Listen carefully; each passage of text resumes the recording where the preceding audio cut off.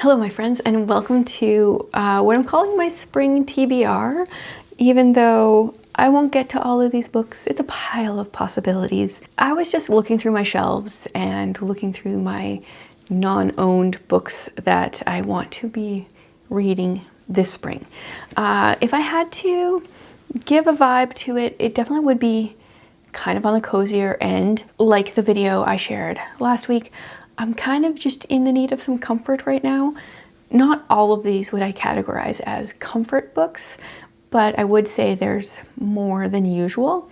And I think spring is just kind of that season that, like, yes, you made it through winter, you survived, like just a bit of comfort after a hard season. So we're gonna get into these books that cover a wide range of genres. We've got some fantasy, we've got some mystery, we've got classics, it's kind of just all over. So let's dive into it. There's definitely more books than I'm going to be able to read. First of all, Mrs. Pollifax. Mentioned her in my comfort books because she is my comfort books. I am going to be reading Mrs. Pollifax and the Lion Killer next, where we follow this 60-something-year-old woman who is a CIA handler. She's so sweet. I think she's kind of stopped wearing her crazy hats in these later books, which is a little sad because I loved her crazy hats from the first few, but maybe fashion has evolved a little. She is just comfort, and I only have a few books left in the series. I've been dragging my feet because I just don't want to be done, but I'm trying to tell myself once I'm done, I can start back over at the beginning. Yeah. Love me some Mrs. Pollifax. Then we've got another one of my favorite authors. We've got some L.M. Montgomery. I would like to read Mistress Pat. So this comes after Pat of Silver Bush. In this one, she is 20, Patricia Gardner. It says here, as those she loved so dearly started to move away, Pat began to question the wisdom of her choice of home over romance. Was it possible to be lonely at Silver Bush? I mean, it's just Lucy Maud Montgomery, which is the ultimate in cozy. If I had to pick one author, a lot of people had troubles when we read Pat of Silver Bush a couple years ago because the one character had such an accent, and I was just trying to see, oh yeah, she's still in here. She's still in here, so that is a little bit hard. Her accent is written in a way that can be very difficult to read, but hopefully I can get through it and enjoy it and just, yeah, feel that Maud coziness that I love so much. Two of these books I'm going to be sharing next here will be on my March book haul video because I got them in and I haven't shared them yet. The first one is actually a bit of an older book. It is Waterfall by Lisa T. Berggren, because this one was originally published in 2012, I believe, and I've had it on my want to read list for so long. What do you do when your knight in shining armor lives literally 700 years away? So I'm guessing we've got some time travel going on in this one. Most American teenagers want a vacation in Italy, but the Ritarini sisters have spent every summer of their lives with their mother, a famed scholar exploring the romantic hills. Stuck among the rubble of medieval castles in rural Tuscany on yet another hot, dusty archaeological site, Gabby and Leah are bored out of their minds until Gabby places her hand atop a handprint in an ancient tomb and finds herself in a 14th century Italy. And worse yet, in the middle of a fierce battle between knights of two opposing forces. Oh, yes, this sounds interesting. Maybe the battle doesn't feel so cozy, but rural Tuscany and just being in Italy, that sounds cozy to me. So hopefully there's some coziness in there. Not every book has to be cozy either. It's generally not my go-to. So it'll be good to have some drama in there amongst the cozy. Then I'm really excited to read this one, Behind the Veil. This is book 1 in the Whispers of Eden series by Samantha Ray Ortiz? I'm not sure. Anyway, in her monsoon-flooded world, the council is the lifeboat, and Layden Pryor, a timid yet determined girl from the Outlayers, will do anything to climb aboard. Before she can join them, however, she must undergo the generational trials and an elite competition where her mind is transferred into the body of a host and every moment becomes a fight to prove her worth. Furthermore, as haunting visions begin to unravel her reality, Layden is drawn into secrets she was never meant to uncover and truths she never dared to face. Honestly, the cover just looks beautiful to me, so yeah, I want to read it. This one, I'm not sure if I want to read both of these. There's just 2 books in one. Maybe you guys can weigh in. I've got Freckles as well as A Girl of the Limberlost in this one volume. My daughter is just about finished A Girl of the Limberlost, read Freckles before. She did not enjoy Freckles. She's kind of not really even enjoying A Girl of the Limberlost, but I've heard such good things about the second book. Do I need to read Freckles? Should I start with A Girl of the Limberlost? What should I do? I know it has to do with like nature of some sort. A novel about a young girl named Elnora who lives near Limberland Swamp in Indiana. Well, maybe there could be a little bit more information on the back. So I don't really know what it's about, but I've heard really good things. So and I'm worried if I start with Freckles, I will lose steam before I get to A Girl of the Limberlost.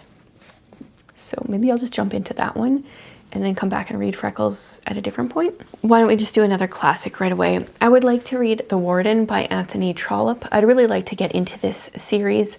One of my members was talking about this in our book club at the end of February, how she didn't necessarily enjoy The Warden. It was a little bit more church politics, I think.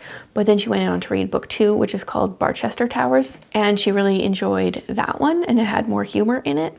So I'd like to start the series, and then this one is pretty short. Then try not to get overwhelmed or discouraged maybe, if this one isn't super great, but then continue on with book 2 soon. I'm not sure this one will necessarily be cozy, but I shared this in my February book haul and have been dying to read it ever since. It's Your Dark Fate by Angela Knotts Morse. This is apparently a Phantom of the Opera retelling, which I just read that book in February, like the original. And so very curious to read a retelling shortly after. We follow a female captain. Rising quickly as a top intelligence agent, Jade hunts the assassin responsible for murders along those vying for the throne. Spurred on by a mysterious informant she's only ever heard from through notes. Jade's position, rocked by her informant's undeniable allure and the reappearance of her first love, is tenuous as the threads of the assassin's web pull in close around her. Blood spills in a kingdom torn by prejudice and paranoia as Jade's secrets spin out of control, leading her to a truth better left undiscovered. Okay, now that I've read The Phantom of the Opera, I can hear the similarities, but also it's gonna be completely different. So very curious about it. This has like cool little headings at the top of the chapters. That's fun. Also, I'm just a sucker for beautiful covers. This one is a second book in the series, and I haven't read the first one, but I'm going to try to just jump in with the second, of Silver and Secrets by Michelle Greep. This is the second book in the Time's Lost Treasures series, and we're set in 1889 Victorian England, which buzzword right there. I love Victorian England. We've got Eva. She's haunted by guilt over her parents' deaths while struggling to care for her blind sister and manage her family's crumbling estate. With a tax deadline looming, Eva's situation looks dire until an ancient silver ring is unearthed on the property. Despite superstitions warning against disturbing the supposedly accursed acres, Eva's need for funds ignites her curiosity about the potential of finding more buried relics. Interesting. So I don't know if I necessarily need to read book 1. Of Gold and Shadows. I always wanted to read that one. Do I need to read book 1 before reading book 2?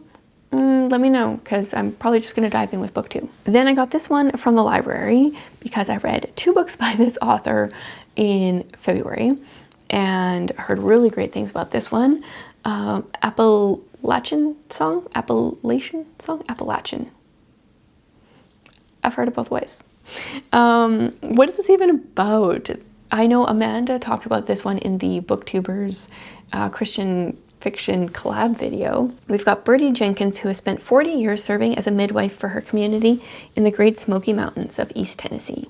Out of all the mothers she's tended, none affects her more than the young teenager who shows up on her doorstep, injured, afraid, and expecting, one warm June day in 1943. As Birdie and her 4 sisters tenderly nurture Songbird back to health, the bond between the childless midwife and the motherless teen grows strong. But soon Songbird is forced to make a heartbreaking decision that will tear this little family apart. And then we go 30 years later. I mean, I really enjoyed the first 2 books of hers that I've read, so high expectations for another one, and I've heard excellent things about this one. A cozy read for me is some Agatha Christie, and I have this short story collection of the complete Miss Marple short stories, which I started reading, I have no idea when. I'm almost 100 pages in, and I would love to just continue with this spring. I love Agatha Christie's books, especially if Miss Marple's in them. I'm also a sucker for short stories, so Miss Marple short stories is just the combination, like the best combination possible, I think. I maybe have read some of the ones that I kind of haven't read. I haven't read them in this book, but I have read some of her other short story collections, which might have featured some of these. It's kind of hard when you've got books that have multiple short story collections and there's overlap. Either way, I probably won't remember until I'm like partway through the story anyway that I've read it, and at that point I'll just finish it and read it again. But yeah, can't go wrong with Miss Marple. And then when I was thinking about Miss Marple and short stories, I was thinking about historical mysteries. And I've had this book on my shelf for a long time. I think it's the Brother Cadfael Mysteries, I think is how you pronounce his name. So this has 3 books in one. The first one I have here is A Morbid Taste for Bones, which I think is the first book in the series. So what do I know about this? He's a 12th century Benedictine monk. He's a former crusader and man of the world. He settled into the monastic life as an accomplished herbalist whose lively intelligence and keen powers of observation help him solve an array of crimes in the town of Shrewsbury, England. This first story here unfolds around his abbey's mission to recover an obscure relic, the bones of Saint Winifred. Someone is willing to kill in order to keep the relic where it is, and Brother Cadfael must set some clever traps to eventually get all of the bones and bodies into the right places. So if there's like they're probably each like 150 pages if it's evenly split, and historical mysteries I find pretty cozy, so excited to finally start this book. I've had it for a very long time. One last physical book, and then we'll go on to the ones that are on my Kobo. I was looking at my Christian nonfiction, and I found Don't Waste Your Life by John Piper a while ago. I can't remember where. I think maybe in a Little Free Library, and I've never read it. I'm not sure it's necessarily geared towards my stage of life, but I mean, we can all be thinking about how shouldn't be wasting our life, right? It says, God created us to live with single passion, to joyfully display his supreme excellence in all spheres of life. The wasted life is the life without this passion. God calls us to pray and think and dream and plan and work, not to be made much of, but to make much of him in every part of our lives. This book will warn you not to get caught up in a life that counts for nothing. It will challenge you to live and die boasting in the cross of Christ and making the glory of God your singular passion. If you believe that to live is Christ and to die is gain, read this book. Learn to live for Christ and don't waste your life. Sounds good. And then I was also thinking that I would assign this to my current 10th grader for school as well. Seems like a good one for that stage of life. And then I do have my Kobo here with a few books that I have in a spring and summer TBR category. Actually, I'm just going to talk about the spring ones, though. The first one is Mrs. Bunkle's book. This is a book that's been on my TBR for so long, but it's one of the ones that has been like sitting on a device, so therefore I kind of forget about it. But now I'm remembering and I'm putting it on this list, so hopefully I can read it. So this is the first book in the Miss Bunkle's series. I don't know how many there are. We've got Barbara Bunkle is in a bind. Times are harsh and Barbara's bank account has seen better days. Maybe she could sell a novel if she knew any stories. Stumped for ideas, Barbara draws inspiration from her fellow residents of Silverstream, the little English village she knows inside and out. To her surprise, the novel is a smash. It's a good thing she wrote under a pseudonym because the folks of Silverstream are in an uproar. But what really turns Miss Bunkle's world around is this. What happens to the characters in her book starts happening to their real-life counterparts. Oh, interesting. Yeah, and it is a series. Like I said, I don't know how many are in there, but I would finally like to start reading the series for sure. Then another classic that I've wanted to read for a long time. It's by Charlotte Mary Young. I've also wanted to read a book by her for so very long. And the book is The Daisy Chain or Aspirations. I don't know if it was published under both names or why it's called that. It's a family chronicle that blends elements of both a novel and a moral tale, likely written during the mid-19th century. The narrative revolves around the May family, particularly focusing on the aspirations and formative experiences of the children as they navigate life, love, and social responsibilities in their domestic sphere. The themes of ambition, humility, and familial bonds are explored throughout the interactions and aspirations of the siblings. Yeah, I don't know how long it is. Don't have a physical copy, but I've wanted to start reading her books. And from what I've heard, I think they would fit under the cozy category. And then we will end on a bookish one, All Booked Up by Melody Carlson, because it has a bookish theme that is instantly in the cozy category for me. Widowed empty nester Riva Owen lives in the Victorian house that's been in her family for 3 generations, but finances have become a challenge she can no longer ignore. Her daughter is pushing her to move, and after considering all her options, Riva knows selling would be the smartest course, but she just can't bring herself to leave decades of memories and her cherished library filled with hundreds of books. Wow, yeah.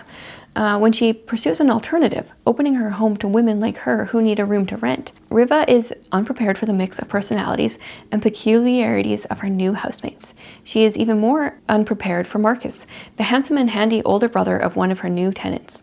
The possibility of finding love again feels overwhelming, even as her tenants seem to have romantic schemes of their own. I mean, a huge library. That sounds really good to me. So yeah, there are way too many books for a spring TBR. But they're just books that feel like they fit my current mood at this exact time. So hopefully I can get to them. Let me know, what kind of books are you in the mood for? Do you have a spring TBR list? I would love to hear what you have on there. Thanks for joining me for another video.